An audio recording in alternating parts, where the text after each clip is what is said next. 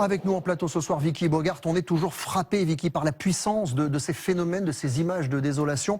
On parle là de plusieurs dizaines de tornades en seulement 48 heures. Est-ce une année exceptionnelle ? C'est difficile à dire pour l'instant car nous entrons à peine dans la saison des tornades aux États-Unis. Elle s'étend généralement de mi-mars à juin. Cet épisode actuel est quand même notable car il arrive très tôt dans la saison. Une cinquantaine de tornades ont été recensées, c'est vendredi et samedi en particulier dans le Missouri et l'Arkansas.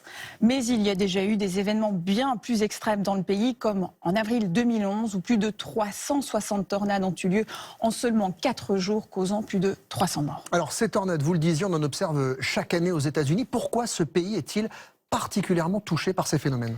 Car c'est un terrain parfait pour les tornades, de vastes plaines et des chocs de masse d'air. La rencontre entre l'air chaud et humide en provenance du golfe du Mexique et l'air froid descendant du nord du Canada crée une instabilité propice aux orages. Si on ajoute à cela un cisaillement des vents, c'est-à-dire des vents soufflant à des vitesses, des directions et des altitudes différentes, cela peut donner naissance à une tornade, une colonne d'air tourbillonnante qui descend du nuage et touche le sol, avec des vents pouvant parfois dépasser les 400 km/h, détruisant tout sur leur passage. En France, on observe entre 20 et 50 tornades par an, mais leur intensité est généralement beaucoup moins élevée.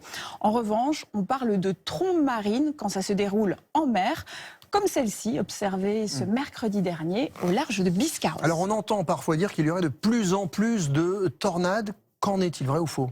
Non, il n'y a pas de tendance claire ni de consensus scientifique sur ce point.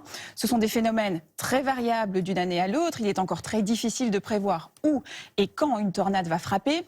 Elles peuvent apparaître en quelques minutes seulement.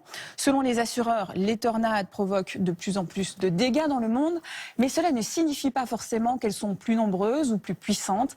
C'est surtout parce que les zones urbanisées s'étendent. Merci beaucoup, Vicky.